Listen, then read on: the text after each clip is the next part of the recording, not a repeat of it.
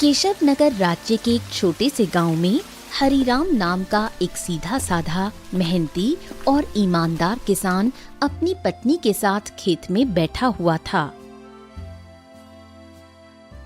देखना, हमारी फसल इस साल बहुत अच्छी होगी।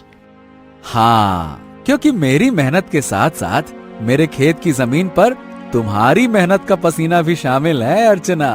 हाँ। नहीं, सारे गांव में केवल तुम ही मेहनती और ईमानदार हो। तुम्हारे पास जमीन तो कम है, लेकिन तुम्हारा दिल बहुत बड़ा है। कुछ देर बाद दोनों पति पत्नी घर चले गए।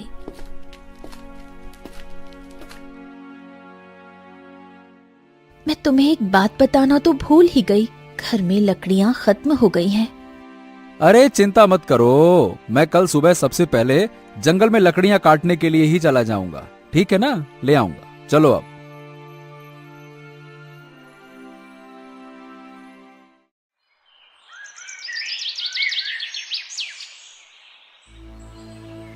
अगली सुबह हरिराम लकड़ियां काटने के लिए जंगल चला गया।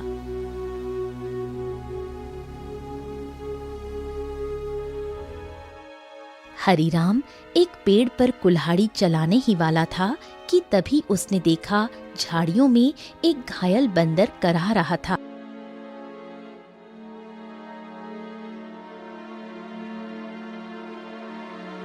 हे भगवान, बाप रे, इस बंदर को तो लगता है किसी ने बुरी तरह से घायल कर दिया है। जरूर किसी जंगली जानवर ने इसके ऊपर हमला किया होगा।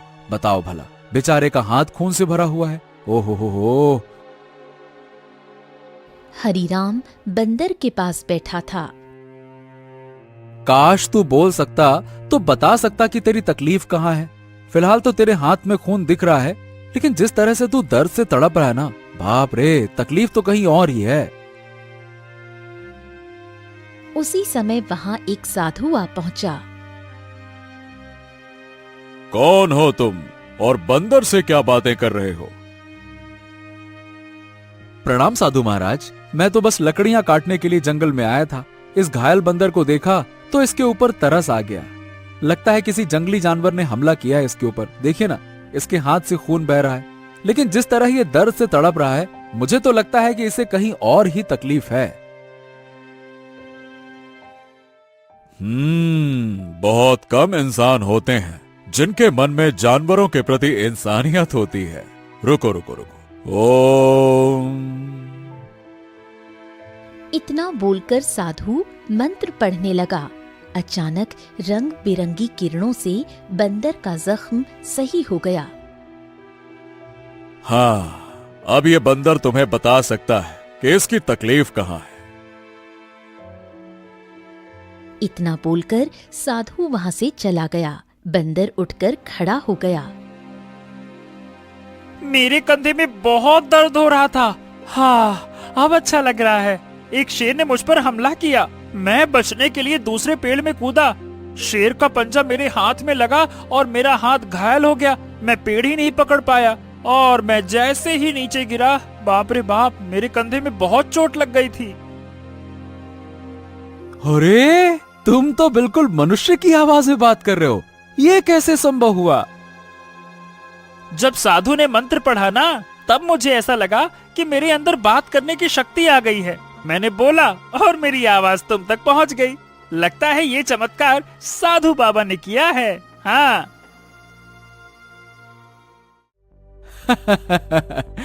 अच्छा ये बताओ, तुम मेरे घर पे चलोगे? ओहो, अब तुमने मेरी जान बचाई है तो अब तो मैं तुम्हारे साथ ही चिपक गया हूँ। मतलब मैं तुम्हारे साथ ही रहूंगा। और क्योंकि मैं इंसानों की तरह बात करने लगा हूँ, तो मैं बंदरों से अब तो अलग हो गया हूँ ना। क्या करूंगा उन बंदरों के साथ रहकर? अब तुमसे बातें करूंगा जी भर के। चलो, तुम मेरा कोई अलग नाम भी रख सकते हो। बताओ बताओ, मेरा क्या नाम रखोगे? बड़े मजे की बातें करते हो तुम। चलो ठीक है, मैं तुम्हें आज से गोलू कह के पुकारूंगा। क्यों, कैसा नाम है? अच्छा नाम है ना? हाँ, अच्छा नाम है। चलो चलो चलो चलो, घर चलते हैं।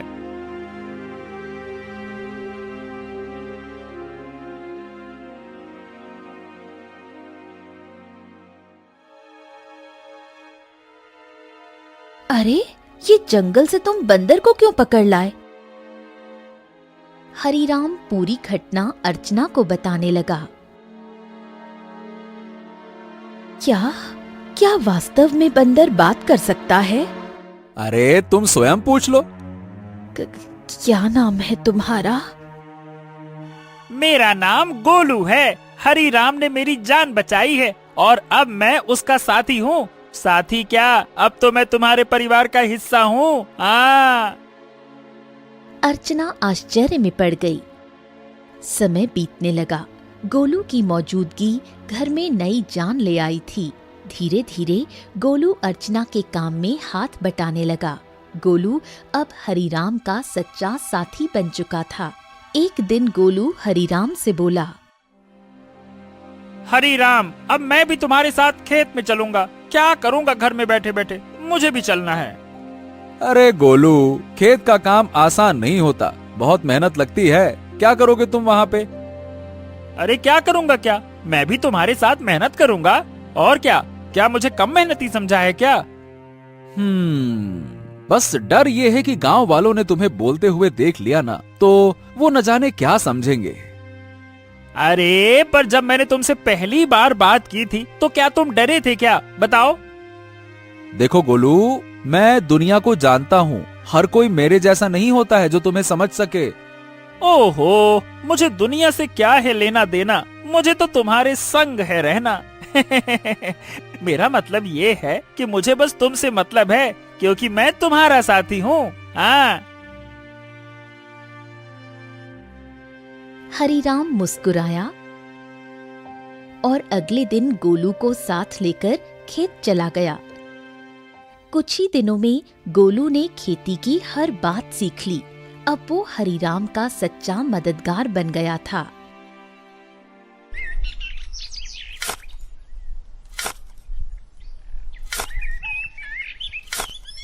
हरीराम, अरे आज की मिट्टी तो बहुत भारी लग रही है।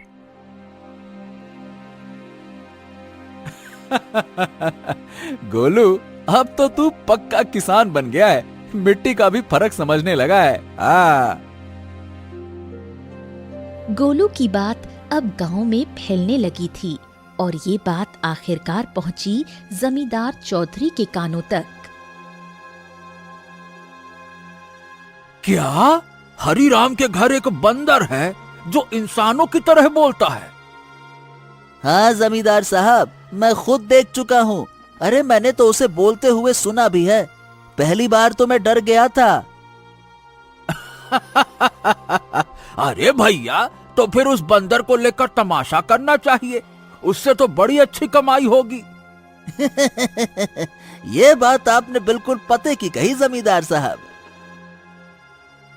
जमींदार की हंसी कुछ देर चली, फिर वो गंभीर हो गया। इस हरीराम की जमीन पर मेरी नजर बहुत समय से है। बाकी सब तो मेरे कर्जदार बन चुके हैं, पर ये ससुरा हरीराम ये कभी झुका ही नहीं। उसकी जमीन बहुत उपजाऊ है जमींदार, बंजर में भी फसल उग जाती है। अरे इसमें मिट्टी का कोई खेल नहीं है भीमा। उसकी किस्मत और सितारे बुलंद है, पर जिस दिन वो सितारे गिरेंगे ना, उसी दिन ये खेत मेरा होगा और हरीराम मेरे कदमों में होगा, देख लेना तुम।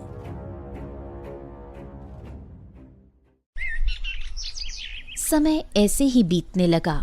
एक दिन हरीराम और गोलू जब खेत से घर लौटे तो आंगन में बैठी अर्चना को देखकर दोनों के चेहरे पर चिंता की रेखाएं खिंच गईं। अरे अर्चना, क्या हुआ? ये कैसी खांसी है?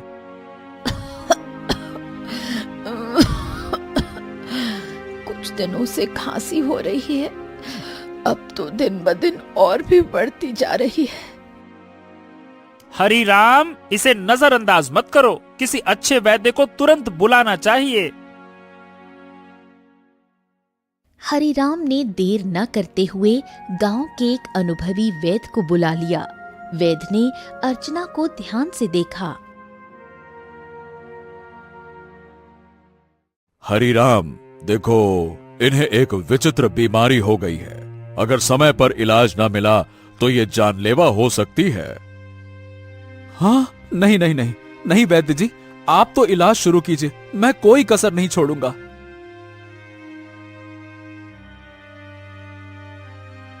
उस दिन से हरिराम का सारा धन अपनी पत्नी के इलाज में लगने लगा।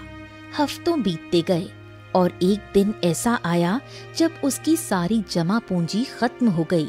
उस दिन हरिराम घर पर अकेला बैठा था।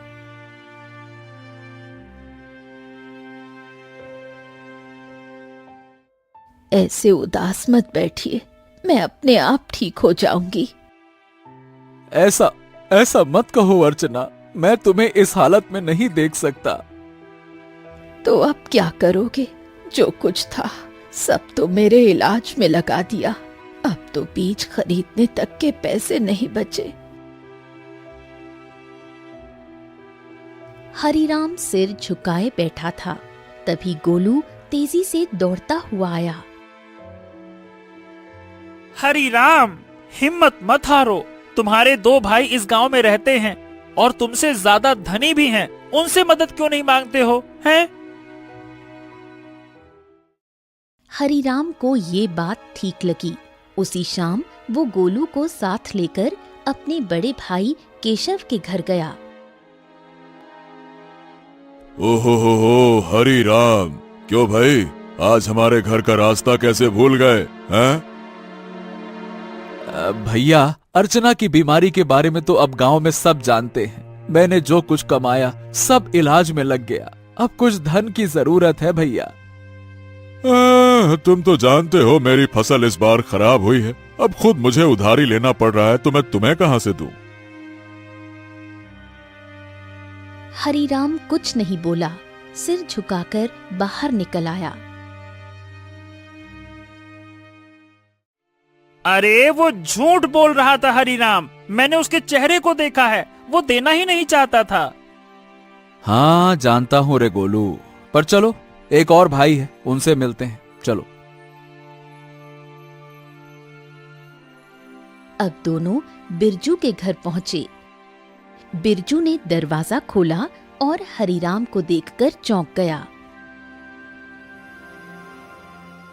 ओ हरिराम, आज भाई की याद कैसे आ गई? भैया भैया, मेरी पत्नी अर्चना बहुत बीमार है, थोड़ा सा धन चाहिए इलाज के लिए। क्या? अरे बंटवारे में वैसे भी तुझे ज्यादा जमीन मिल गई थी, उसे बेच नहीं देता? मेरे पास धन का पेड़ लगा है क्या जो मांगने चला आया? झूठ मत बोलो भैया, सच तो यह है कि तुमने और केशव भैया ने मेरे हिस्से की जमीन भी दबा ली थी। मुझे 6 बीघा जमीन मिलनी थी, बस 2 बीघा मिली है, 2 बीघा। अरे निकल जा यहाँ से, अगर कर्ज लेना है तो जमींदार के पास जा। मुंह उठा के चले आते, भाग यहाँ से।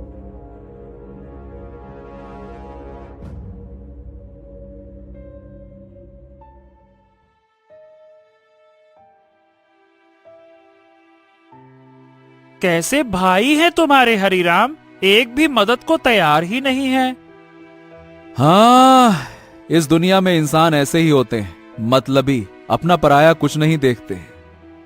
तो अब क्या करोगे? क्या जमींदार के पास जाओगे? हाँ, मजबूरी है गोलू, मैं नहीं जाना चाहता था, इसीलिए तुम्हारे कहने पे भाइयों के पास गया। अब तुम ही बताओ, मेरे पास और क्या रास्ता बचा है, बताओ।